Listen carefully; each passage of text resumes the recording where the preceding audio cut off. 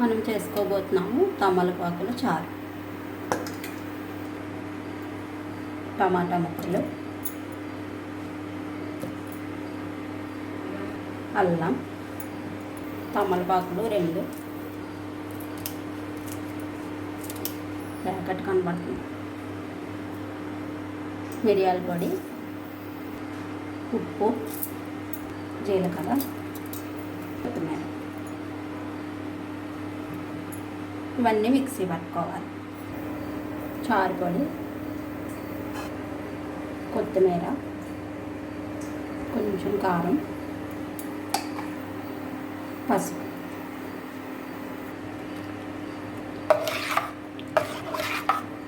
ఒక 10 నిమిషాలు ఇది మరిగించుకోవాలి.